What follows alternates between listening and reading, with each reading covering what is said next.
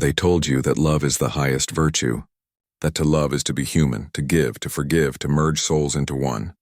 They built entire religions on this idea, entire moral systems, entire civilizations that worship the illusion of tenderness. But love, as man knows it, is the most elegant deception ever crafted, a golden chain that enslaves under the pretense of devotion.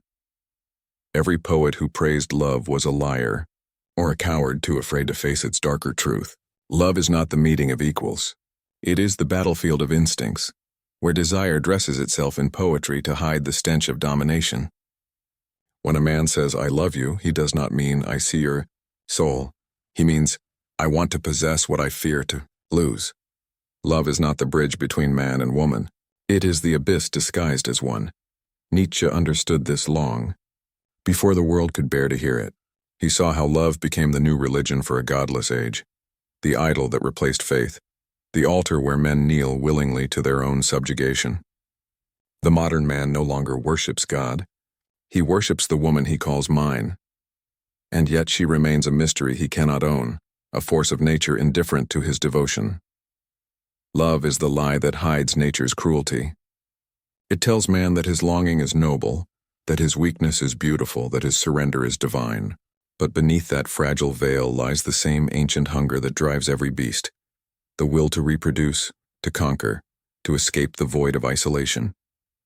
Every kiss, every promise, every wedding vow is but the echo of this primitive command: continue the species no matter the cost. And nature laughs because in his pursuit of forever, man believes he has transcended her law, yet he is still her obedient servant. The tragedy of man is not that he loves, but that he believes love redeems him. He turns his longing into a moral virtue, his dependency into meaning, his attachment into purpose. But love is not salvation. It is self-deception disguised as hope. It gives men a reason to suffer willingly, to mistake pain for depth and captivity for connection. Most men will spend their lives worshiping this illusion, never realizing that what they call love was simply fear, fear of solitude, fear of insignificance, fear of themselves. A wise man does not seek love as the world defines it. He does not beg to be completed, nor does he surrender his clarity to the chaos of passion. He understands that love, like faith, demands the death of reason, and reason, the one weapon that separates man from the herd, must not be sacrificed for a fleeting warmth. They told you that love makes life meaningful, but the truth is love blinds you from meaning. It binds your worth to another's validation and turns your spirit into a bargaining chip for emotional comfort. Love promises eternity, yet it withers faster than desire itself. It teaches dependence, not strength, sentiment, not sovereignty. The lie of love is not that it fails, it is that it ever claimed to save. And until man tears down this idol, until he sees love not as virtue but as vanity, he will remain enslaved to the softest and most seductive illusion of all, the belief that another can complete what was always meant to stand alone. To understand why love devours the modern man, one must first confront the forbidden truth Nietzsche spoke, that the nature of woman is not what man wishes it to be, but what nature designed it to be. Man, in his arrogance, imagines that woman was crafted for his salvation, a companion, a gentle soul, a moral equal. But Nietzsche saw through this illusion. He understood that woman, like all expressions of nature, serves a deeper law, not the sentimental morality of men, but the cold arithmetic of survival. To the feminine instinct, life is not about truth but victory, not about reason but adaptation. Her strength lies not in confrontation, but in cunning, not in dominance but in influence. She is the silent strategist of existence, shaping man not through force but through the invisible empire of desire. Man seeks meaning. Woman seeks continuation. Man builds temples to eternal values. Woman builds the future in flesh and blood. Her morality is fluid because her role in life demands it, to preserve, to secure, to seduce when necessary, to deceive when required. To call her deceptive is to misunderstand her entirely. Her mask is her armor, her charm her weapon. What man calls manipulation, nature calls instinct. Nietzsche wrote that woman's greatest power is her ability to make man forget his will. She does not conquer him by strength, but by reflection. She mirrors his longing back at him, magnified until he believes she is its source. And thus he worships her, not for who she is, but for what she reflects, his own lost completeness. This is the secret of feminine allure. She becomes the image of what man wishes to be, whole, desired, eternal. But the tragedy begins when man demands truth from woman. He expects sincerity where nature rewards illusion. He seeks logic where instinct reigns. Nietzsche warned that woman's mind is not built for abstract truth, not because it is lesser, but because it is closer to life. Where man stands rigid in ideals, she flows around them. Where he searches for meaning, she creates function. Her wisdom is not written in books but in blood, in the rhythm of attraction, birth, and survival. To Nietzsche, this difference was not a condemnation, but a revelation. He saw that woman's genius lies in her ability to live without the burden of metaphysics, to be fully of the earth. She does not torment herself with questions of purpose. Her instincts guide her where man's intellect blinds him, and this, he believed, is why man both loves and fears her, because she embodies the life he has forgotten how to live. Yet, the modern man, the soft, sentimental, addicted to comfort, demands that woman become like him. He wants her rational, loyal, predictable. He wants her to love as he imagines love, with permanence, reason, and truth. But in doing so, he demands that she betray her nature, and when she inevitably does not, he calls her unfaithful, shallow, manipulative, never realizing that it is he who was blind to her essence. Woman is not the destroyer of man. She is the test of him. She reveals the measure of his will, whether he can see her clearly and still remain sovereign, or whether he will drown in the storm of her beauty. The strong man admires her power, yet never kneels before it. The weak man worships her illusion and calls it love. Nietzsche once wrote, "Everything in woman is a riddle, and everything in woman has one solution. It is called pregnancy."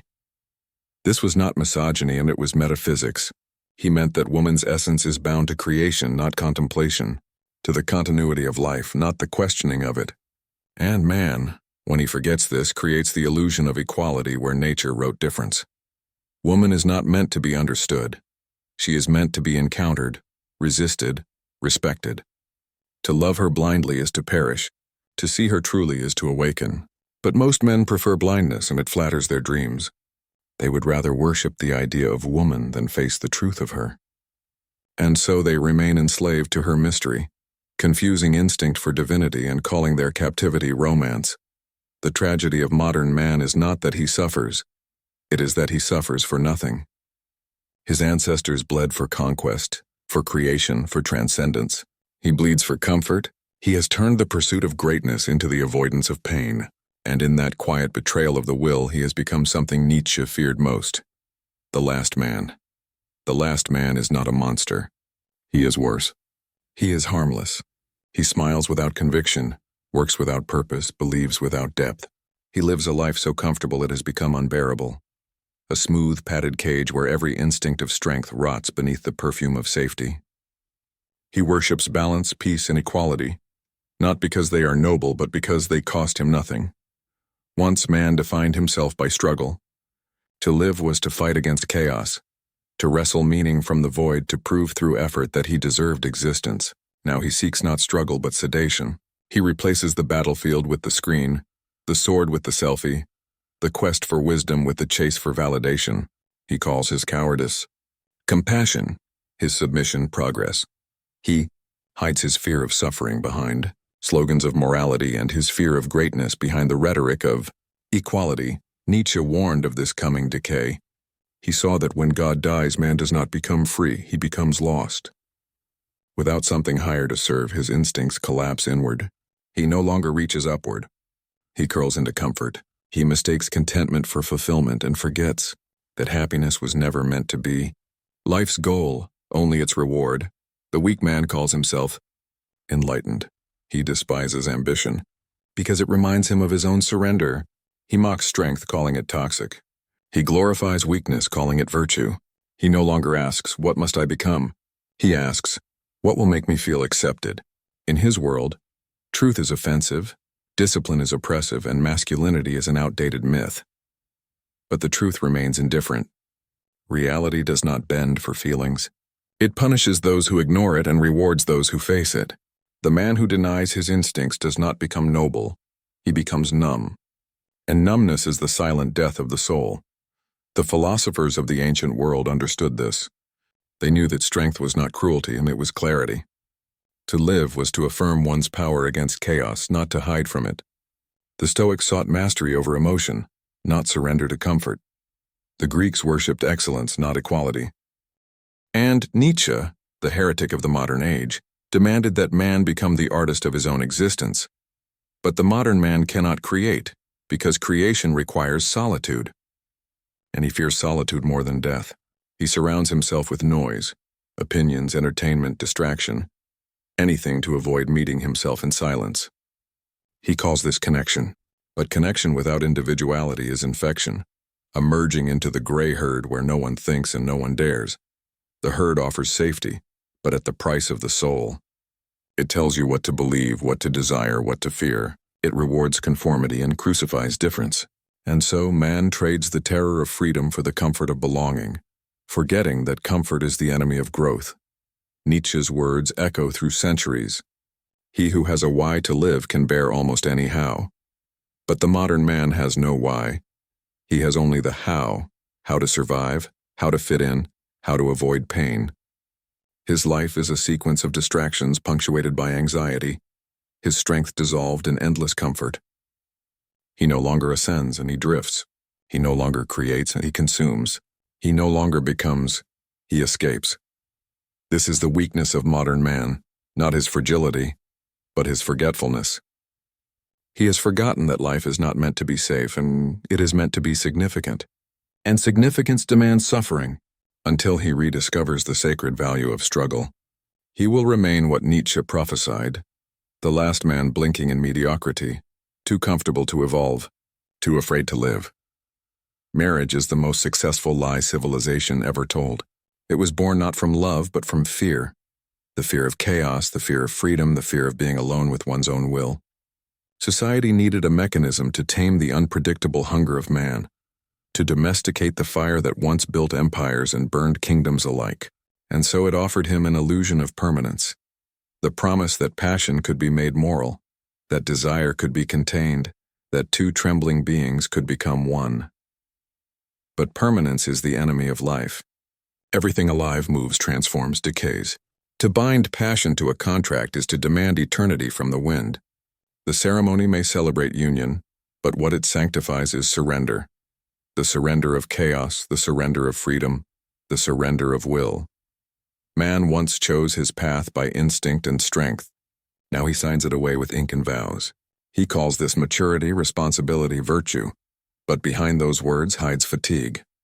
Marriage in its modern form is not the celebration of strength. It is the refuge of exhaustion.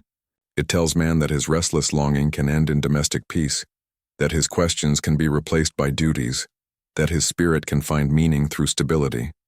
But stability is the opposite of growth. And what man calls peace is often the slow suffocation of the soul. Nietzsche saw this clearly. He warned that institutions which promise security always demand submission in return. Marriage was one such temple, a moral invention designed to cage the unpredictable instincts of life. It turned the wild poetry of desire into the dull prose of law. It replaced passion with obligation, love with duty, and longing with routine. The state blessed it because it needed obedient citizens. The church blessed it because it needed obedient believers. Between the two, man lost his sovereignty and called it virtue. The ancient Greeks understood love as divine madness, a force that elevated and destroyed, that created heroes and tragedies. They never tried to moralize it. They feared it and revered it as one fears a storm. Only when modern morality arrived did men begin to believe that love could be domesticated, that the storm could be turned into climate. But in taming it, they killed it. What remains is not love, but a memory of it. A contractual shadow cast by an extinct flame. The illusion of marriage lies not in its promise of companionship, but in its denial of solitude. Every man must face the desert of himself, the silence of his own mind. But marriage gives him an escape from that confrontation. It tells him you are no longer alone. You belong. You are part of something greater. And for a time he believes it. He mistakes shared habits for intimacy, shared duties for unity. Yet beneath the surface the will still trembles. because what he truly wanted was not belonging but becoming. Marriage pacifies that will. It offers predictability instead of purpose, approval instead of authenticity. It teaches him to compromise until he no longer knows what he desired in the first place. And society calls this love, the art of self-erasure. But what grows when the will is tamed is not harmony. It is resentment. Two souls chained together, each quietly mourning the freedom they surrendered. This is not a condemnation of union itself, but of illusion. Two strong spirits can share a path without binding it with promises they cannot keep. But that requires honesty, the kind of honesty most people fear. It means admitting that love is transient, that affection shifts like seasons, that no vow can guard against decay. It means accepting that the one you cherish today will one day walk a different horizon. And that truth is unbearable for most, so they build cages of comfort and call them homes. Nietzsche once wrote, "The surest way to corrupt a youth is to teach him to value those who think alike more than those who think differently." Marriage, in its moralized form, is built upon that very corruption, the worship of sameness, the fear of difference. It demands that two wills become identical, that two fires burn at the same pace. But will cannot be merged. It can only be broken. And so one always yields. One always diminishes. One always disappears. Marriage promises eternity, but eternity is the language of death. Everything eternal is finished, unchanging, lifeless. Life is becoming, not being. And the man who seeks eternity in another's arms seeks not love, but escape from time, from change, from himself. The great illusion of marriage is that it civilizes man. In truth, it only hides his wildness beneath etiquette and habit. He smiles, he provides, he obeys, and beneath that mask something ancient starves. The will to power, the will to create, the will to stand alone. All sacrificed to the altar of peace. And so he grows safe, stable, and dead. Marriage was meant to sanctify love. Instead, it sanctified fear. Fear of loneliness, fear of freedom, fear of truth. And every generation repeats the ritual, mistaking resignation for virtue, comfort for meaning. But the philosopher stands apart and whispers the forbidden truth. Love was never meant to last. It was meant to burn, and what burns brightly cannot be bound. Love in its highest form was once a storm, fierce, consuming, and unavoidable. It demanded courage, honesty, and sacrifice. It revealed the deepest instincts of man and forced him to confront the chaos within himself. But civilization, in its tireless quest for control and comfort, has tamed that storm. It has replaced passion with ritual, fire with expectation, and longing with habit. What we call love today is not love at all. It is the careful performance of desire, sanitized and made convenient. This collapse did not happen overnight. It is the result of centuries of moral codification, of philosophy twisted into etiquette, of instinct restrained by law. Man began to fear his own desires. He learned that longing was dangerous, that individuality was suspicious, that truth could provoke discomfort. So he built institutions to hide from it. Marriage, morality, culture, education, all designed to conceal the chaos that once made life meaningful. The result is the death of truth. Truth does not thrive in comfort. It thrives in confrontation. It demands that we face what we wish to avoid, our weakness, our mortality, our irreducible isolation. But men now seek shelter from these revelations. They prefer stories over reality, promises over authenticity, words over deeds. Love becomes a vocabulary, not a force. Marriage a contract, not a crucible. Desire a routine, not a rebellion. History shows us this decay everywhere. The greatest men, from Alexander to Caesar, from Marcus Aurelius to Nietzsche himself, were not made by comfort. They were forged in the fire of contradiction, in the tension between longing and limitation, between impulse and mastery. And yet the modern world produces none of this. It produces the last man, soft, safe, sanitized, incapable of suffering, incapable of greatness. He seeks not truth in love, but validation, not intimacy, but agreement, not freedom, but consent. The death of truth in love is mirrored by the death of courage. Men are unwilling to confront the essential realities of human connection. They fear rejection, they fear solitude, they fear conflict, and so they submit to the dull repetition of social expectation. They call it stability, but it is surrender. They call it devotion, but it is dependence. They call it happiness, but it is numbness. Nietzsche warned that every age carries the seeds of its own decay.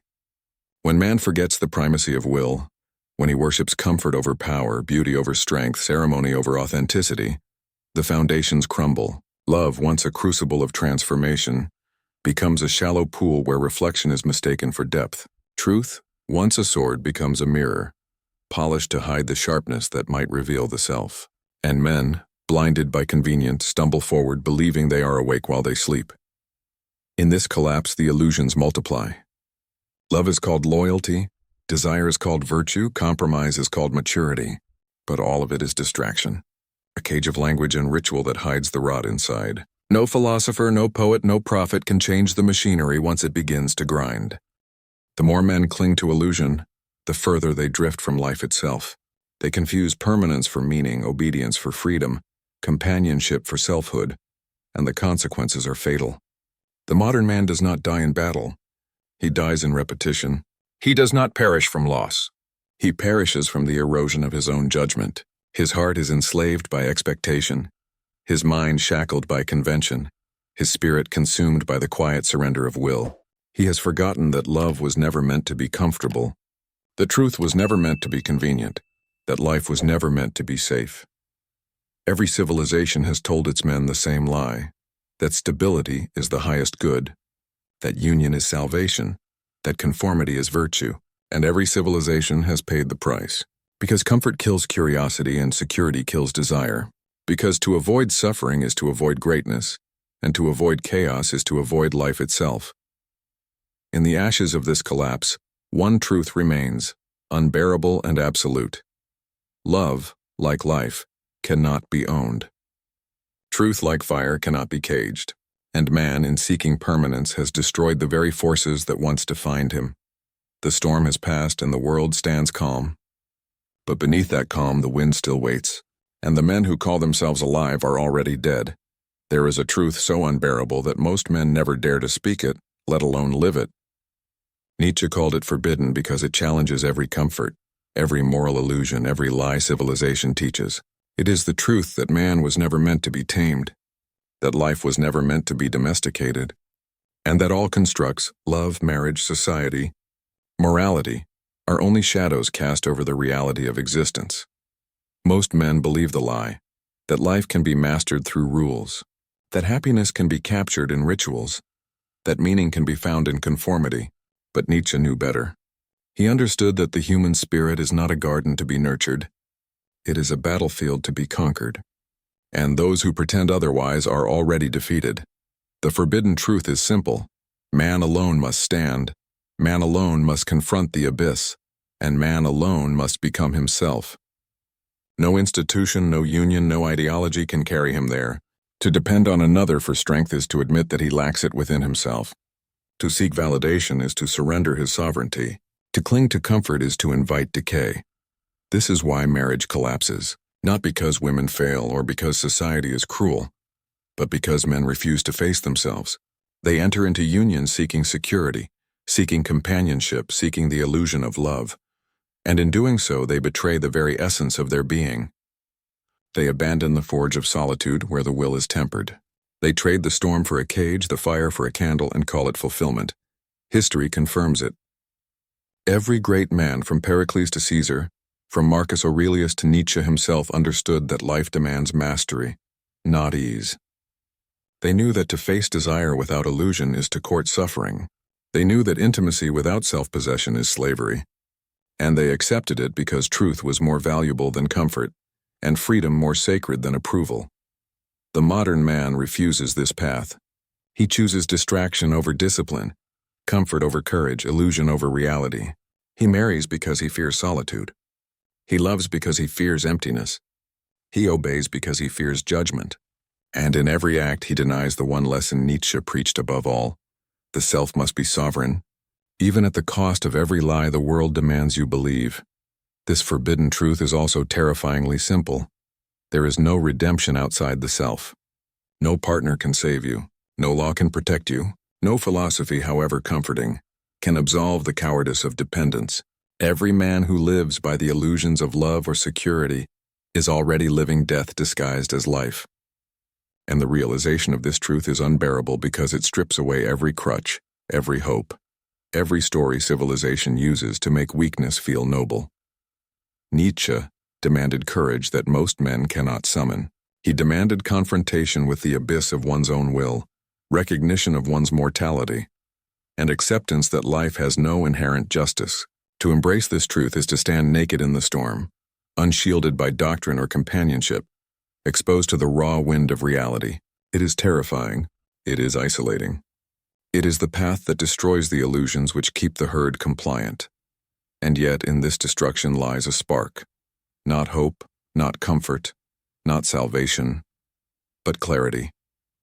The man who faces this forbidden truth sees life as it is, brutal, fleeting, indifferent. He sees institutions for what they are, mechanisms of control. He sees love for what it is, a fleeting reflection of desire, not a source of meaning. He sees himself, and only himself, as the master of his fate. But here is the ultimate cruelty.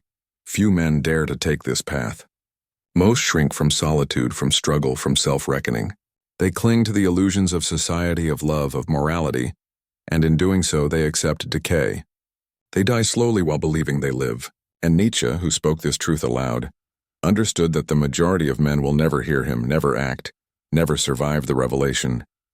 This is why it is forbidden, because truth is dangerous, because truth destroys illusions, because the mass cannot endure honesty, only lies. And this is the lesson few will grasp.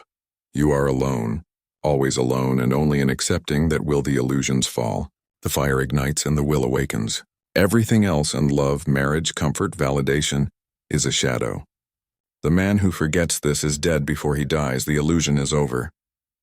There is no redemption in another's arms. There is no salvation in vows, in promises, in ceremonies. There is only the stark reality that man stands alone, always has, always will, and that all else is temporary, fragile, and false. Most men will not hear this. They will cling to stories, repeat rituals, worship comfort. They will call dependency love, repetition virtue, and fear wisdom. They will walk through life blind, believing they are awake, and the world will reward their blindness with the hollow echo of existence, quiet, safe, meaningless. The truth is merciless. Life is indifferent. It does not bend for sentiment. It does not kneel for desire. It does not wait for moral convenience.